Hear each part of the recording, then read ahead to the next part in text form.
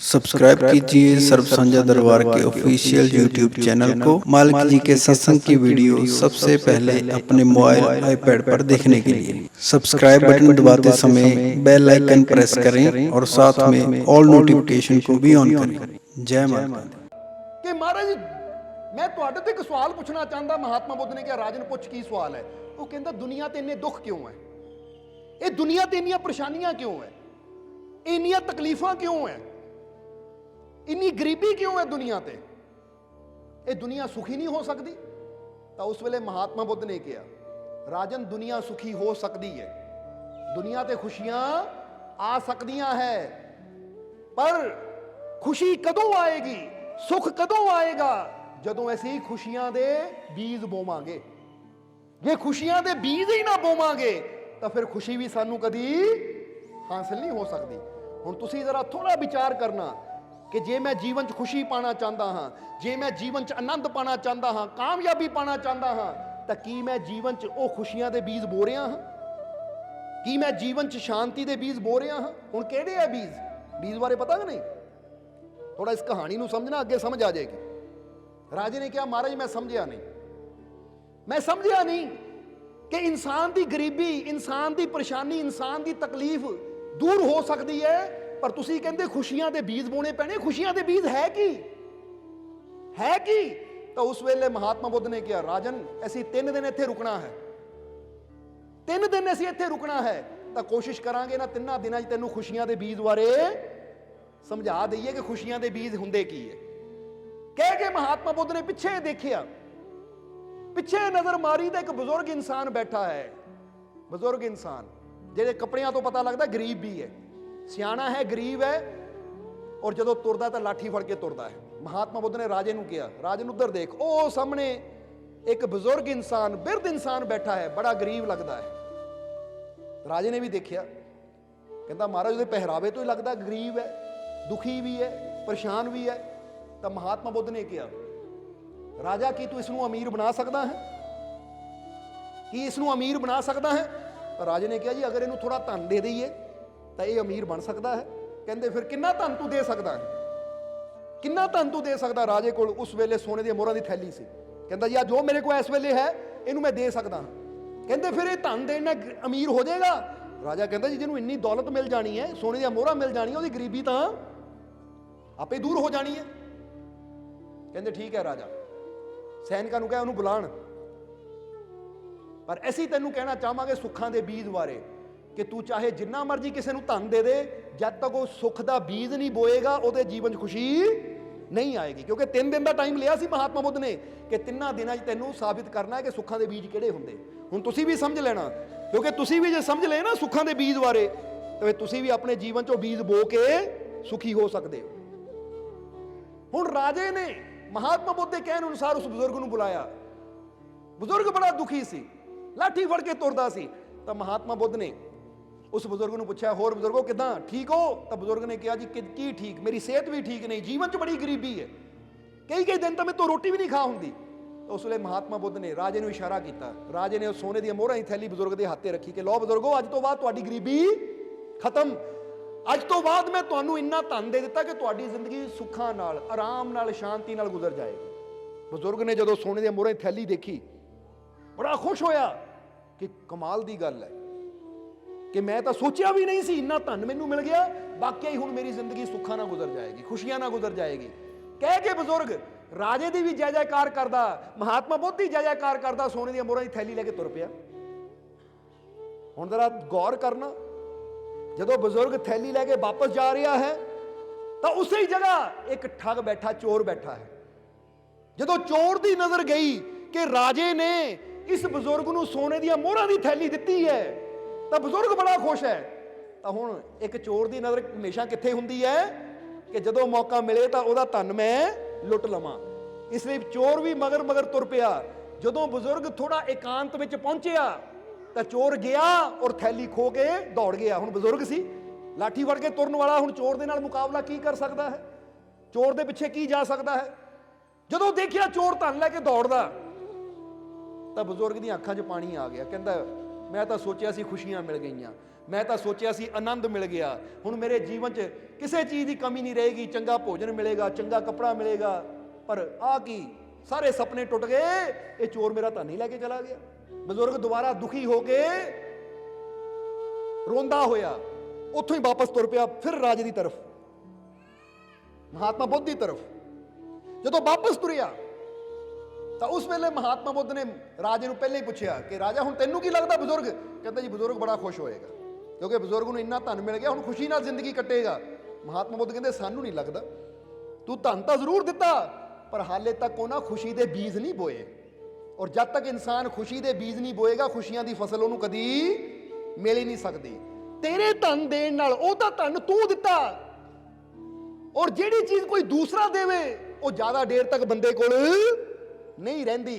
पर जदों इंसान आप ही वो कर्म करता है जिहदे नाल उहदे जीवन च खुशियां पैदा होंदियां, तो फिर उन्हां खुशियां नूं कोई खो नहीं सकता। समझ रहे हो कि नहीं? हुण जरा समझना, हाले गल चल रही सी जद नूं बजुर्ग फिर रोंदा रोंदा वापस आ रहा है। तो महात्मा बुद्ध ने राजे नूं कहा, देख लै तू कहंदा सी बजुर्ग बड़ा खुश होना है, अब बजुर्ग तो फिर रोंदा होया वापस आ रहा है। राजे ने देखा, बड़ा हैरान रह गया। राजा पूछया बजुर्गों नूं, बजुर्गो की गल हुई? तो बजुर्ग ने कहा कोई चोर मेरी थैली लैके दौड़ गया। राजे ने सैनिकों कहा जाओ जाके तलाश करो, किहड़ा ऐसा इंसान है, कौन चोर है जिहड़ा मेरे दिते धन नूं खो के लै गया, जाओ लभो जाके। उधर चोर नूं भी पता सी कि जदों राजे नूं पता लगना है तो राजे ने अपने सैनिकों नूं मेरी तलाश भेजना ही है, इसलिए चोर ने पहले ही सारी प्लैनिंग की सी कित्थे लुकना किद्दां लुकना है। इसलिए राजे के सैनिक गए पर चोर का कोई अता पता नहीं मिलिया उन्होंने। तो महात्मा बुद्ध कहन लगे राजा देख ले, बजुर्ग की हालत तेरी दौलत देने तो बाद, धन देने तो बाद फिर भी ओही दी ओही रही है, हुण की? तो उस वेले उन्होंने कहा महाराज हुण मैं करदा हाँ। उस वेले कहंदे राजे दे कोल 2 अंगूठियां सी बड़े कीमती रत्नां दियां। राजा कहंदे हुण धन तां मेरे कोल है नहीं, वो तो सारा दे दिता इहनूं जिन्ना कि मैं लैके आया सी। हुण राजे ने 2 अंगूठियां अपने हत्थां चों लाईयां और बजुर्ग नूं कहा बजुर्गो हुण इहदा ध्यान रखियो, एक एक रतन लखां दा है, बड़ा कीमती है, ये हीरे है, इसलिए इहनूं संभाल के रखियो।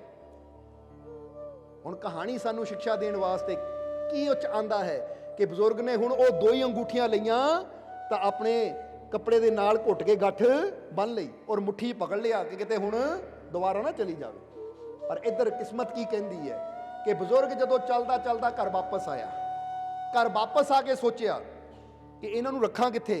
जिद्दां पहलां वो चोर दी नज़र मेरे ते सी, उहनूं पता लग गया कि मैं धन लैके जा रहा, हुण भी किते ना किते हो सकदा ओहो या उहदा साथी वो मैनूं देखदा ना होवे। क्योंकि जिद्दां कहंदे ना कि जदों इंसान नूं एक बार सੱਟ लग जाती तो फिर इंसान डरदा है। जिहदे घर एक बार चोरी हो जाती अगले दिन भी नींद नहीं आती, फिर उहदे मन च डर हुंदा चोर अज भी ना आ जावे। इसलिए बजुर्ग बड़ा डरिया होया है। हुण उहने की कीता, उन्हें डरदे डरदे ने वो अंगूठियां कपड़े जो खोलियां तो कोल ही पानी का घड़ा पिया सी, उन्हें घड़े च लुको रखतियां कि सवेर हो के जो सवेर होएगी इन्हों कढ़ के मैं सुनार को जाके बेच दूंगा, उदों तक रात को इत्थे रखा, क्योंकि घर चों किहड़ी अलमारी सी, इसलिए उन्हें घड़े च रख दी। इधर हुण बजुर्ग आराम करन लग गया, आराम किया, सवेर होई बजुर्ग उठिया तो मन च सोचिया हुण सवेर का बेला है, तो जो शरीरिक जरूरत होंदियां है हुण पहला बंदा उन्होंने सवेरे उठ के पूरियां करता है। इसलिए बजुर्ग ने भी सवेरे उठ के जंगल पानी जाना सी, घरों बाहर चला गया, कल्ला ही घर च रहिंदा सी, चला गया। इधर की होया, उहदे गुआंढ दी औरत आई जिहदा कि रोज का काम हुंदा सी। की काम हुंदा सी कि उहनूं पता सी ये बजुर्ग बेचारा लाठी फड़ के तुरदा है और इहनूं पानी की भी जरूरत रहिंदी है, तो वह हमेशा की करदी सी, नदी ते जांदी सी, बजुर्ग का पानी का घड़ा भर के रख दिंदी सी। अज उन्हें सोचा कि घड़ा पानी का भर के रख देवां, हुण बजुर्ग उत्थे है नहीं क्योंकि अपनी जरूरत पूरी करन गया है। इधर उन्हें घड़ा चुक्या क्योंकि अगे भी उहदा रोज का नियम सी। हुण जदों कोई चीज़ का रोज का नियम होवे तो इजाजत लैण दी पुछण दी लोड़ नहीं हुंदी। कहंदे वो पानी का घड़ा लैके उस औरत ने उही चुक्या, कोल नदी सी, और जदों उह भरन लगी तो जिद्दां ही घड़े नूं पानी दे विच पाया, मुंदा कीता, क्योंकि इदां भरिया जांदा है, तो जो उहदे अंदर अंगूठियां सी वो रत्नां दियां वो गिर गई, वो रतन गिर गए पानी च। इधर कहंदे कि बड़ी मछली, उन्हें वो राजे दे जो अंगूठियां सी वो बड़ी मछली ने ਉਹ ਅੰਗੂਠੀਆਂ ਖਾ ਲਈਆਂ ਕੋਈ ਖਾਣ ਵਾਲੀ ਚੀਜ਼ ਸਮਝ ਕੇ। ਹੁਣ ਜ਼ਰਾ ਗੱਲ ਸਮਝਣ ਵਾਲੀ ਹੈ। ਔਰਤ ਨੇ ਘੜਾ ਲਿਆ ਕੇ ਘਰ ਰੱਖਿਆ, ਇਧਰ ਬਜ਼ੁਰਗ ਜਦੋਂ ਆਇਆ, ਆਂਦਿਆਂ ਦੇਖਿਆ ਕਿ ਔਰਤ ਘੜਾ ਲੈ ਕੇ ਆ ਰਹੀ ਹੈ ਘਰ ਨੂੰ, ਤਾਂ ਬਜ਼ੁਰਗ ਦਾ ਦਿਲ ਕੰਬ ਗਿਆ ਕਿ ਇੱਥੇ ਤਾਂ ਉਹ ਅੰਗੂਠੀਆਂ ਸੀ। ਪੁੱਛਿਆ ਉਸ ਔਰਤ ਨੂੰ ਕਿ ਬੇਟਾ ਤੂੰ ਘੜੇ ਚੋਂ ਕੁਝ ਕੱਢਿਆ ਵੀ ਸੀ, ਇਹਦੇ 'ਚ ਮੇਰੀ ਕੀਮਤੀ ਚੀਜ਼ਾਂ ਸੀ। ਤਾਂ ਔਰਤ ਨੇ ਕਿਹਾ ਮੈਂ ਤਾਂ ਦੇਖਿਆ ਨਹੀਂ, ਮੈਂ ਤਾਂ ਇਹਨੂੰ ਨਦੀ ਚੋਂ ਇਦਾਂ ਹੀ ਭਰ ਲਿਆ। ਹੁਣ ਬਜ਼ੁਰਗ ਨੇ ਜਦੋਂ ਪਾਣੀ 'ਚ ਹੱਥ ਪਾ ਕੇ ਦੇਖਿਆ ਤਾਂ ਅੰਗੂਠੀਆਂ ਨਹੀਂ। ਬਜ਼ੁਰਗ ਫਿਰ ਮੱਥੇ ਹੱਥ ਮਾਰੇ ਕਿ ਦੂਜੀ ਵਾਰ ਮੌਕਾ ਮਿਲਿਆ ਸੀ ਪਰ ਉਹ ਵੀ ਹੱਥੋਂ ਨਿਕਲ ਗਿਆ। ਇੱਧਰ ਦੁਪਹਿਰ ਦਾ ਸਮਾਂ ਹੋਇਆ ਤਾਂ ਬਜ਼ੁਰਗ ਫਿਰ ਮਹਾਤਮਾ ਬੋਧੀ ਸਭਾ ਦਾ ਜਦੋਂ ਟਾਈਮ ਹੋਇਆ, ਸਮਾਂ ਹੋਇਆ, ਤਾਂ ਫਿਰ ਬਜ਼ੁਰਗ ਮਹਾਤਮਾ ਬੁੱਧ ਦੇ ਕੋਲ ਪਹੁੰਚ ਗਿਆ। ਔਰ ਕੁਦਰਤੀ ਉਸ ਵੇਲੇ ਰਾਜਾ ਵੀ ਮਹਾਤਮਾ ਬੁੱਧ ਦੇ ਦਰਸ਼ਨ ਕਰਨ ਆਇਆ ਸੀ। ਹੁਣ ਥੋੜੀ ਜਿਹੀ ਕਹਾਣੀ ਸਮਝਣੀ ਹੈ, ਇਹ ਖੁਸ਼ੀਆਂ ਦੇ ਬੀਜ ਕੀ ਹੈ। ਹੁਣ ਜਦੋਂ ਬਜ਼ੁਰਗ ਫਿਰ ਰੋਂਦਾ ਹੋਇਆ ਗਿਆ ਤਾਂ ਮਹਾਤਮਾ ਬੁੱਧ ਨੇ ਮੁਸਕਰਾ ਕੇ ਰਾਜੇ ਵੱਲ ਦੇਖਿਆ ਕਿ ਰਾਜਨ ਦੇਖ ਲੈ, ਬਜ਼ੁਰਗ ਫਿਰ ਦੁਖੀ ਹੋ ਕੇ ਆ ਰਿਹਾ ਹੈ। ਰਾਜੇ ਨੇ ਪੁੱਛਿਆ ਕਿ ਹੁਣ ਕੀ ਹੋਇਆ, ਹੁਣ ਕੀ ਹੋਇਆ। ਉਹਨਾਂ ਸਾਰੀ ਗੱਲ ਦੱਸ ਦਿੱਤੀ ਕਿ ਇਸ ਤਰ੍ਹਾਂ ਹੋਇਆ, ਮੈਂ ਘੜੇ 'ਚ ਰੱਖਿਆ ਪਰ ਪੜੋਸਨ ਘੜਾ ਭਰਨ ਗਈ ਤਾਂ ਪਤਾ ਨਹੀਂ ਉਹ ਨਦੀ 'ਚ ਕਿੱਥੇ ਚਲੀਆਂ ਗਈਆਂ। ਹੁਣ ਰਾਜਾ ਕਹਿਣ ਲੱਗਾ ਮਹਾਰਾਜ ਮੈਂ ਤਾਂ ਕੋਸ਼ਿਸ਼ ਕਰਕੇ ਦੇਖ ਲਈ ਪਰ ਮੈਂ ਇਹਦੇ ਜੀਵਨ ਨੂੰ ਸੁੱਖਾਂ ਨਾਲ ਨਹੀਂ ਭਰ ਪਾਇਆ, ਖੁਸ਼ੀਆਂ ਨਾਲ ਨਹੀਂ ਭਰ ਪਾਇਆ, ਪਰ ਹੁਣ ਤੁਸੀਂ ਦੱਸੋ ਕਿ ਇਹਦੇ ਜੀਵਨ ਨੂੰ ਖੁਸ਼ੀਆਂ ਨਾਲ ਕਿੱਦਾਂ ਭਰਿਆ ਜਾਵੇ। ਤਾਂ ਮਹਾਤਮਾ ਬੁੱਧ ਕਹਿੰਦੇ ਰਾਜਨ ਹੁਣ ਇਹਨੂੰ ਸੁੱਖਾਂ ਦਾ ਬੀਜ ਬੋਣਾ ਦਿਖਾਉਂਦੇ ਆ ਕਿ ਜੇ ਖੁਸ਼ੀ ਚਾਹੁੰਦਾ ਤਾਂ ਸੁੱਖਾਂ ਦਾ ਬੀਜ ਬੋਵੇ ਪਹਿਲਾਂ। ਕਹਿੰਦਾ ਮਹਾਰਾਜ ਉਹ ਕਿੱਦਾਂ। ਤਾਂ ਉਸ ਵੇਲੇ ਮਹਾਤਮਾ ਬੁੱਧ ਨੇ ਦੇਖੋ ਕੀ ਕੀਤਾ, 2 ਪੈਸੇ ਉਠਾਏ, 2 ਪੈਸੇ ਔਰ ਬਜ਼ੁਰਗ ਦੇ ਹੱਥ ਤੇ ਰੱਖੇ ਔਰ ਕੀ ਕਿਹਾ ਬਜ਼ੁਰਗ ਨੂੰ, ਬਜ਼ੁਰਗੋ ਇਹ 2 ਪੈਸੇ ਤੁਸੀਂ ਆਪਣੇ ਤੇ ਨਹੀਂ ਖਰਚਣੇ, ਆਪਣੇ ਵਾਸਤੇ ਕੁਝ ਨਹੀਂ ਲੈਣਾ, ਇਹ 2 ਪੈਸੇ ਦਾ ਕੋਈ ਭਲਾਈ ਦਾ ਕੰਮ ਕਰਨਾ ਹੈ। 2 ਪੈਸੇ ਦਾ ਕੋਈ ਭਲਾਈ ਦਾ ਕੰਮ ਕਰਨਾ ਹੈ, ਕੋਈ ਅੱਛਾ ਕਰਮ ਕਰਨਾ ਹੈ। ਹੁਣ ਜਦੋਂ ਇਹ ਹੁਕਮ ਲਾਇਆ ਮਹਾਤਮਾ ਬੁੱਧ ਨੇ ਤਾਂ ਬਜ਼ੁਰਗ ਨੇ 2 ਪੈਸੇ ਹੱਥ 'ਚ ਲਏ ਔਰ ਉੱਥੋਂ ਤੁਰ ਪਿਆ। ਪਰ ਉਹਨੂੰ ਯਾਦ ਸੀ ਕਿ 2 ਪੈਸੇ ਦਾ ਮੈਂ ਕੁਝ ਭੋਜਨ ਵੀ ਕਰ ਸਕਦਾ ਹਾਂ, ਮੈਂ ਆਪਣੇ ਵਾਸਤੇ ਕੁਝ ਖਾਣ ਨੂੰ ਵੀ ਲੈ ਸਕਦਾ ਹਾਂ। ਪਰ ਮਹਾਤਮਾ ਬੁੱਧ ਨੇ ਕਿਹਾ ਇਹਨੂੰ ਆਪ ਨਹੀਂ ਖਰਚਣਾ, ਇਹਦਾ ਕੋਈ ਭਲਾਈ ਦਾ ਕਰਮ ਕਰਨਾ ਹੈ। ਪਰ ਮੈਂ ਇਹ 2 ਪੈਸੇ ਨਾਲ ਕਿਹੜਾ ਭਲਾਈ ਦਾ ਕੰਮ ਕਰਾਂ। ਹੁਣ ਪੈਸੇ ਲੈ ਕੇ ਤੁਰਿਆ ਜਾ ਰਿਹਾ ਸੀ। ਤੁਰਦੇ ਤੁਰਦੇ ਜਦੋਂ ਆਪਣੇ ਘਰ ਦੇ ਕੋਲ ਨਦੀ ਦੇ ਕਿਨਾਰੇ ਪਹੁੰਚਿਆ, ਕਿਉਂਕਿ ਘਰ ਜਾਣ ਵਾਸਤੇ ਨਦੀ ਦੇ ਕੋਲ ਦੀ ਲੰਘ ਕੇ ਜਾਣਾ ਪੈਂਦਾ ਸੀ, ਜਦੋਂ ਨਦੀ ਦੇ ਕਿਨਾਰੇ ਪਹੁੰਚਿਆ ਤਾਂ ਮਨ 'ਚ ਸੋਚ ਰਿਹਾ ਕਿਹੜਾ ਭਲਾਈ ਦਾ ਕੰਮ ਕਰਾਂ। ਤਾਂ ਉਸ ਵੇਲੇ ਇਹਦਾ ਧਿਆਨ ਕਿੱਧਰ ਗਿਆ, ਇਹਦਾ ਧਿਆਨ ਕਿੱਧਰ ਗਿਆ ਕਿ ਨਦੀ ਦੇ ਕਿਨਾਰੇ ਇੱਕ ਮਛੁਆਰਾ ਜਾਲ ਪਾ ਰਿਹਾ ਹੈ ਨਦੀ 'ਚ, ਔਰ ਜਾਲ ਪਾ ਕੇ ਜਦੋਂ ਉਹਨਾਂ ਜਾਲ ਕੱਢਿਆ ਤਾਂ ਉਹਦੇ ਜਾਲ ਵਿੱਚ ਇੱਕ ਬੜੀ ਮੋਟੀ ਮਛਲੀ ਫਸੀ, ਉਹ ਤੜਫ ਰਹੀ ਸੀ। ਮਛਲੀ ਫਸੀ ਤੜਫ ਰਹੀ ਸੀ। ਤਾਂ ਉਸ ਵੇਲੇ ਕਹਿੰਦੇ ਬਜ਼ੁਰਗ ਦੇ ਮਨ 'ਚ ਆਇਆ ਕਿ ਮਹਾਤਮਾ ਬੁੱਧ ਨੇ ਕਿਹਾ ਸੀ ਕੋਈ ਭਲਾਈ ਦਾ ਕੰਮ ਕਰਨਾ ਹੈ।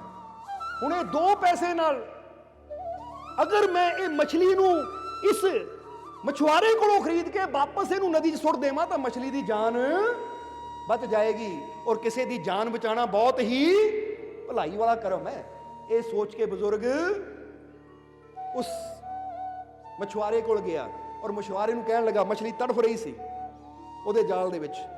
ਤਾਂ ਮਛੁਆਰੇ ਨੇ ਮਛਲੀ ਚੱਕ ਕੇ ਕੋਲ ਹੀ, ਕਿਉਂਕਿ ਮਛੁਆਰਾ ਇੱਕ ਬਰਤਨ ਵੀ ਨਾਲ ਲੈ ਕੇ ਜਾਂਦਾ ਜਿਸ 'ਚ ਮੱਛੀਆਂ ਨੂੰ ਉਹਨੇ ਰੱਖਣਾ ਹੁੰਦਾ ਹੈ, ਉਹਨੇ ਕੋਲ ਹੀ ਮਛਲੀ ਨੂੰ ਜਾਲ 'ਚੋਂ ਕੱਢ ਕੇ ਬਰਤਨ 'ਚ ਰੱਖਤਾ। ਮਛਲੀ ਬਰਤਨ 'ਚ ਟੱਪ ਰਹੀ ਹੈ, ਤੜਫ ਰਹੀ ਹੈ। ਤਾਂ ਬਜ਼ੁਰਗ ਤੇਜ਼ੀ ਨਾਲ ਮਛੁਆਰੇ ਕੋਲ ਗਿਆ ਕਿ ਇਸ ਤੋਂ ਪਹਿਲਾਂ ਮਛਲੀ ਮਰ ਜਾਵੇ। ਤਾਂ ਉਹਨੇ ਮਛੁਆਰੇ ਨੂੰ ਕਿਹਾ ਕਿ ਦੇਖ ਬੇਟਾ ਮੈਂ ਬਜ਼ੁਰਗ ਹਾਂ ਔਰ ਮੇਰੇ ਕੋਲ 2 ਹੀ ਪੈਸੇ ਹੈ, ਅਗਰ ਤੂੰ ਇਹ 2 ਪੈਸੇ ਦੀ ਮਛਲੀ ਮੈਨੂੰ ਦੇ ਦੇਵੇਂ ਤਾਂ ਤੇਰਾ ਬੜਾ ਅਹਿਸਾਨ ਹੋਏਗਾ।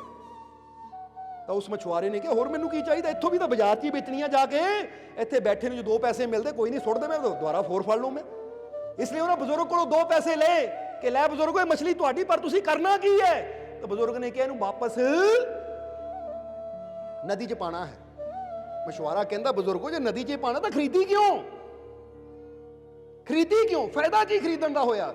ਤਾਂ ਉਸ ਵੇਲੇ ਬਜ਼ੁਰਗ ਨੇ ਕਿਹਾ ਬੇਟਾ ਇਹ ਨਾ ਪੁੱਛ, ਕਿਉਂਕਿ ਮੈਨੂੰ ਮਹਾਤਮਾ ਬੁੱਧ ਨੇ ਕਿਹਾ ਹੈ ਕਿ ਇਹ 2 ਪੈਸੇ ਦਾ ਕੋਈ ਭਲਾਈ ਦਾ ਕੰਮ ਕਰਨਾ ਹੈ ਔਰ ਕਿਸੇ ਦੀ ਜਾਨ ਬਚਾਉਣ ਤੋਂ ਜ਼ਿਆਦਾ ਭਲਾਈ ਦਾ ਕੰਮ ਕੋਈ ਹੋ ਹੀ ਨਹੀਂ ਸਕਦਾ। ਕਹਿ ਕੇ ਬਜ਼ੁਰਗ ਨੇ ਬਰਤਨ ਨੂੰ ਹੌਲੀ ਹੌਲੀ ਉਠਾਇਆ ਔਰ ਬਰਤਨ ਨੂੰ ਉਠਾ ਕੇ ਜਦੋਂ ਬਜ਼ੁਰਗ, ਕਿਉਂਕਿ ਮੱਛੀ ਵਿੱਚ ਟੱਪ ਰਹੀ ਹੈ, ਤੜਫ ਰਹੀ ਹੈ, ਉਹਨੇ ਬਰਤਨ ਨੂੰ ਉਠਾਇਆ ਔਰ ਨਦੀ ਦੇ ਕੋਲ ਜਾ ਕੇ ਸੋਚਿਆ ਕਿ ਥੋੜਾ ਦੂਰ ਹੋ ਕੇ ਛੱਡਾਂ, ਕਿਉਂਕਿ ਇੱਥੇ ਛੱਡ ਦਿੱਤੀ ਕਿ ਤਾਂ ਦੁਬਾਰਾ ਨਾ ਮਛੁਆਰਾ ਜਾਲ ਪਾਇਆ ਉਹਨਾਂ ਫੇਰ ਫਸ ਜਾਵੇ। ਇਸ ਲਈ ਬਰਤਨ ਨੂੰ ਉਠਾਇਆ ਔਰ ਥੋੜੀ ਦੂਰ ਜਾ ਕੇ ਬਜ਼ੁਰਗ ਜਦੋਂ ਉਸ ਮੱਛਲੀ ਨੂੰ ਏਦਾਂ ਪਾਣੀ ਦੇ ਵਿੱਚ ਸੁੱਟਦਾ ਹੈ ਔਰ ਬਰਤਨ ਨੂੰ ਸਿੱਧਾ ਕਰਦਾ ਹੈ ਤਾਂ ਕੀ ਦੇਖਦਾ ਹੈ? ਬਰਤਨ ਵਿੱਚ ਉਹ ਰਾਜੇ ਦੀਆਂ 2 ਅੰਗੂਠੀਆਂ ਪਈਆਂ ਹੋਈਆਂ ਹੈ, ਕਿਉਂਕਿ ਉਹੀ ਮੱਛਲੀ ਸੀ ਜਿਹਨੇ ਉਹ 2 ਅੰਗੂਠੀਆਂ ਖਾ ਲਈਆਂ ਸੀ। ਹੁਣ ਜਦੋਂ ਬਜ਼ੁਰਗ ਨੇ 2 ਅੰਗੂਠੀਆਂ ਦੇਖੀਆਂ ਤਾਂ 2 ਅੰਗੂਠੀਆਂ ਹੱਥ 'ਚ ਫੜ ਕੇ ਬਜ਼ੁਰਗ ਜ਼ੋਰ ਨਾਲ ਕਹਿਣ ਲੱਗਾ, ਮਿਲ ਗਈਆਂ, ਮਿਲ ਗਈਆਂ, ਮਿਲ ਗਈਆਂ।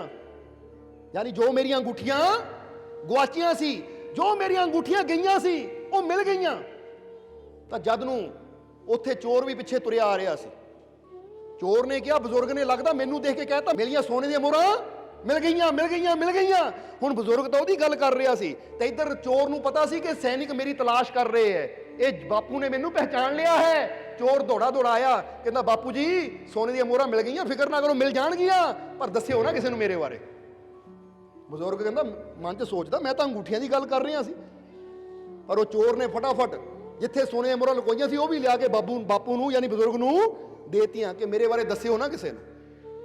ਕਿਉਂਕਿ ਉਸ ਦਿਨ ਕੀ ਹੋਇਆ ਸੀ ਜਰਾ ਗੌਰ ਕਰਨਾ, ਇਹੀ ਚੋਰ ਲੈ ਕੇ ਮੋਹਰਾਂ ਦੌੜ ਗਿਆ ਸੀ। ਹੁਣ ਬਜ਼ੁਰਗ ਹੈਰਾਨ ਹੋ ਗਿਆ ਕਿ ਸੋਨੇ ਦੀਆਂ ਮੋਹਰਾਂ ਵੀ ਮਿਲ ਗਈਆਂ, ਅੰਗੂਠੀਆਂ ਵੀ ਮਿਲ ਗਈਆਂ। ਹੁਣ ਵਾਪਸ ਗਿਆ ਕਿ ਪਹਿਲਾਂ ਜਾ ਕੇ ਮਹਾਤਮਾ ਬੁੱਧ ਦਾ ਧੰਨਵਾਦ ਕਰ ਦੇਵਾਂ। ਹੁਣ ਜਦੋਂ ਦੋਨੇ ਚੀਜ਼ਾਂ ਲੈ ਕੇ ਮਹਾਤਮਾ ਬੁੱਧ ਕੋਲ ਪਹੁੰਚਿਆ, ਚਿਹਰੇ ਤੇ ਖੁਸ਼ੀ ਸੀ, ਚਿਹਰੇ ਤੇ ਸਮਾਈਲ ਸੀ, ਮੁਸਕਰਾਹਟ ਸੀ, ਤਾਂ ਮਹਾਤਮਾ ਬੁੱਧ ਨੇ ਕਿਹਾ ਰਾਜੇ ਨੂੰ, ਰਾਜਾ ਦੇਖ ਲੈ ਅੱਜ ਉਹ ਬਜ਼ੁਰਗ ਖੁਸ਼ੀ ਨਾਲ ਆ ਰਿਹਾ ਹੈ ਕਿਉਂਕਿ ਅੱਜ ਉਹਨਾਂ ਖੁਸ਼ੀ ਦਾ ਬੀਜ ਬੋ ਦਿੱਤਾ।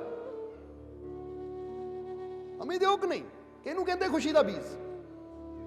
ਹੁਣ ਬਜ਼ੁਰਗ ਨੇ ਆ ਕੇ ਦੋਨੇ ਚੀਜ਼ਾਂ ਰਾਜੇ ਦੇ ਸਾਹਮਣੇ ਰੱਖੀਆਂ ਕਿ ਦੇਖੋ ਮਹਾਰਾਜ ਮੈਨੂੰ ਥੈਲੀ ਵੀ ਮਿਲ ਗਈ ਗਵਾਚੀ ਹੋਈ ਔਰ ਮੈਨੂੰ ਤੁਹਾਡੀਆਂ ਅੰਗੂਠੀਆਂ ਵੀ ਮਿਲ ਗਈਆਂ ਜਿਹੜੀਆਂ ਨਦੀ 'ਚ ਗਿਰ ਗਈਆਂ ਸੀ, ਆਹ ਦੇਖੋ। ਤਾਂ ਰਾਜਾ ਬੜਾ ਖੁਸ਼। ਤਾਂ ਰਾਜਾ ਕਹਿੰਦਾ ਮਹਾਰਾਜ ਇਹ ਰਾਜ ਕੀ ਹੈ? ਤਾਂ ਹੁਣ ਮਹਾਤਮਾ ਬੁੱਧ ਨੇ ਰਾਜ ਕੀ ਖੋਲਿਆ ਜ਼ਰਾ ਦੇਖਣਾ, ਕਿਉਂਕਿ ਇਹੀ ਸੁੱਖਾਂ ਦੇ ਬੀਜ ਦਾ ਉਹ ਮੰਤਰ ਹੈ ਕਿ ਅਸੀਂ ਬੀਜਣਾ ਕਿੱਦਾਂ ਹੈ। ਮਹਾਤਮਾ ਬੁੱਧ ਕਹਿੰਦੇ ਜਦੋਂ ਬਜ਼ੁਰਗ ਸੋਨੇ ਦੀਆਂ ਮੋਹਰਾਂ ਲੈ ਕੇ ਗਿਆ ਸੀ ਤਾਂ ਸੋਨੇ ਦੀਆਂ ਮੋਹਰਾਂ ਲਿਜਾਂਦੇ ਹੋਏ ਉਹ ਆਪਣੇ ਬਾਰੇ ਸੋਚ ਰਿਹਾ ਸੀ ਕਿ ਮੈਂ ਚੰਗਾ ਕੱਪੜਾ ਖਰੀਦਣਾ ਹੈ, ਚੰਗਾ ਭੋਜਨ ਕਰਨਾ ਹੈ, ਬੜੇ ਦਿਨ ਹੋ ਗਏ ਮੈਨੂੰ ਭੁੱਖੇ ਨੂੰ, ਹੁਣ ਮੇਰੇ ਜੀਵਨ 'ਚ ਸਾਰੀਆਂ ਖੁਸ਼ੀਆਂ ਆਣਗੀਆਂ, ਆਪਣੇ ਬਾਰੇ ਸੋਚ ਰਿਹਾ ਸੀ। ਮੋਹਰਾਂ ਚਲੀਆਂ ਗਈਆਂ। ਫਿਰ ਦੂਜੇ ਦਿਨ ਜਦੋਂ ਅੰਗੂਠੀਆਂ ਦਿੱਤੀਆਂ ਉਦੋਂ ਵੀ ਉਹ ਆਪਣੇ ਬਾਰੇ ਸੋਚ ਰਿਹਾ ਸੀ ਇਹ ਰਤਨਾਂ ਨੂੰ ਵੇਚ ਕੇ ਮੇਰੇ ਸਾਰੇ ਦੁੱਖ ਦਲਿੱਦਰ ਦੂਰ ਹੋ ਜਾਣਗੇ, ਮੇਰੇ ਜੀਵਨ 'ਚ ਖੁਸ਼ੀਆਂ ਆਣਗੀਆਂ। ਪਰ ਰਾਜਨ ਦੇਖ ਲੈ ਉਹ ਵੀ ਚਲੀਆਂ ਗਈਆਂ, ਖੁਸ਼ੀਆਂ ਨਹੀਂ ਜੀਵਨ 'ਚ ਆਈਆਂ। ਪਰ ਜਦੋਂ ਅਸੀਂ ਉਹਨੂੰ 2 ਪੈਸੇ ਦਿੱਤੇ ਤਾਂ ਉਹਨੂੰ ਕਿਹਾ ਬਜ਼ੁਰਗੋ ਇਹਦੇ ਨਾਲ ਆਪਣੇ ਬਾਰੇ ਨਹੀਂ ਸੋਚਣਾ, ਆਪਣੇ ਬਾਰੇ ਨਹੀਂ ਕੁਝ ਖਰੀਦਣਾ, ਇਹਦੇ ਨਾਲ ਕੋਈ ਭਲਾਈ ਦਾ ਕੰਮ ਕਰਨਾ ਹੈ। ਹੁਣ ਜਦੋਂ 2 ਪੈਸੇ ਲੈ ਕੇ ਭਲਾਈ ਦੀ ਭਾਵਨਾ ਨਾਲ ਗਿਆ ਔਰ ਉਹਦੇ ਮਨ 'ਚ ਸੀ ਮੈਂ ਕਿਸੇ ਦੀ ਜਾਨ ਬਚਾ ਲਵਾਂ, ਇਹ ਮੱਛਲੀ ਤੜਫ ਰਹੀ ਹੈ, ਉਦੋਂ ਤੜਫ ਨਹੀਂ ਦੇਖੀ ਗਈ, ਉਹਦੀ ਜਾਨ ਬਚਾਉਣ ਦੀ ਖਾਤਰ ਜਦੋਂ ਉਹਨਾਂ 2 ਪੈਸੇ ਦਿੱਤੇ। ਜਦੋਂ ਅਸੀਂ ਦੂਜੇ ਦਾ ਭਲਾ ਕਰਨ ਦੀ ਕੋਸ਼ਿਸ਼ ਕਰਦੇ ਹਾਂ, ਦੂਜੇ ਨੂੰ ਖੁਸ਼ੀ ਦੇਣ ਦੀ ਕੋਸ਼ਿਸ਼ ਕਰਦੇ ਹਾਂ, ਤਾਂ ਅਸੀਂ ਉਹ ਬੀਜ ਬੋ ਰਹੇ ਹਾਂ ਖੁਸ਼ੀਆਂ ਦਾ ਕਿ ਫਿਰ ਸਾਨੂੰ ਵੀ ਰਿਟਰਨ ਵਿੱਚ ਉਹ ਖੁਸ਼ੀਆਂ ਕਈ ਗੁਣਾ ਹੋ ਕੇ ਵਾਪਸ ਮਿਲਦੀਆਂ।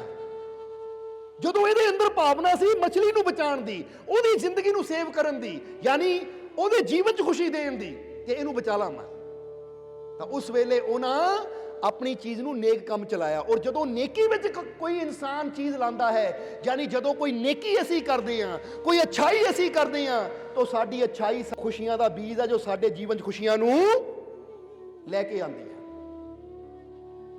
ਉਸ ਦਿਨ ਰਾਜੇ ਨੂੰ ਪਤਾ ਲੱਗਾ ਕਿ ਖੁਸ਼ੀਆਂ ਦਾ ਬੀਜ ਕਹਿੰਦੇ ਕਿਹਨੂੰ ਹੈ। ਹੁਣ ਤੁਸੀਂ ਵੀ ਥੋੜਾ ਜਿਹਾ ਵਿਚਾਰ ਕਰਕੇ ਦੇਖੋ ਕਿ ਜੇ ਜੀਵਨ 'ਚ ਸਾਨੂੰ ਖੁਸ਼ੀਆਂ ਚਾਹੀਦੀਆਂ ਹੈ ਤਾਂ ਹੁਣ ਬੰਦਾ ਦੁਖੀ ਕਿਉਂ ਹੁੰਦਾ ਹੈ? ਕਿਉਂਕਿ ਅੱਜ ਬੰਦਾ ਦੂਜੇ ਨੂੰ ਖੁਸ਼ੀ ਦੇਣ ਦੀ ਬਜਾਏ ਦੂਜੇ ਦੀ ਖੁਸ਼ੀ ਦੇਖ ਕੇ ਸੜਦਾ ਬੰਦਾ ਜ਼ਿਆਦਾ ਹੈ, ਦੁਖੀ ਬੰਦਾ ਜ਼ਿਆਦਾ ਹੁੰਦਾ ਕਿ ਉਹ ਖੁਸ਼ ਕਿਉਂ ਹੈ। ਦੂਜੇ ਨੂੰ ਤਰੱਕੀ ਕਰਦਾ ਦੇਖ ਕੇ ਬੰਦਾ ਆਪ ਦੁਖੀ ਜ਼ਿਆਦਾ ਹੁੰਦਾ ਹੈ। ਹੁਣ ਇਹ ਚੀਜ਼ਾਂ ਜਿਹੜੀਆਂ ਹੈ ਨਾ, ਸਾਡੇ ਕੋਲ ਲੱਖਾਂ ਕਰੋੜਾਂ ਰੁਪਇਆ ਵੀ ਆ ਜਾਵੇ, ਸਾਰੇ ਦੁਨੀਆ ਭਰ ਦੇ ਪਦਾਰਥ ਵੀ ਆ ਜਾਣ, ਫਿਰ ਵੀ ਅਸੀਂ ਜੀਵਨ 'ਚ ਕਦੀ ਅੱਗੇ ਵੱਧ ਨਹੀਂ ਸਕਦੇ, ਕਿਉਂਕਿ ਅੱਗੇ ਵਧਣ ਵਾਸਤੇ ਖੁਸ਼ੀਆਂ ਦਾ ਬੀਜ ਬੋਣਾ ਜ਼ਰੂਰੀ ਹੈ। ਔਰ ਉਹ ਹੈ ਭਲਾਈ ਦਾ ਬੀਜ ਕਿ ਅਸੀਂ ਨੇਕੀ ਕਰੀਏ, ਅੱਛਾਈ ਕਰੀਏ, ਔਰ ਦੂਜਿਆਂ ਨੂੰ ਕੁਝ ਹੋਰ ਨਹੀਂ ਦੇ ਸਕਦੇ ਤਾਂ ਦੁਆਈ ਦੇ ਦਈਏ, ਦੂਜਿਆਂ ਦੇ ਵਾਸਤੇ ਫਰਿਆਦ ਹੀ ਕਰ ਦਈਏ, ਦੂਜਿਆਂ ਵਾਸਤੇ ਅਰਦਾਸ ਹੀ ਕਰ ਦਈਏ। ਕਿਉਂਕਿ ਜਦੋਂ ਇਨਸਾਨ ਨੂੰ ਲੱਗਦਾ ਹੈ ਮੈਂ ਕਿਸੇ ਵਾਸਤੇ ਸਰੀਰਕ ਤੌਰ ਤੇ ਕੁਝ ਨਹੀਂ ਕਰ ਸਕਦਾ, ਤਾਂ ਉਦੋਂ ਸਾਨੂੰ ਚਾਹੀਦਾ ਕਿ ਉਹਦੇ ਵਾਸਤੇ ਬੈਠੇ ਬੈਠੇ ਅਸੀਂ ਇੱਥੋਂ ਦੁਆਈ ਕਰ ਦਈਏ।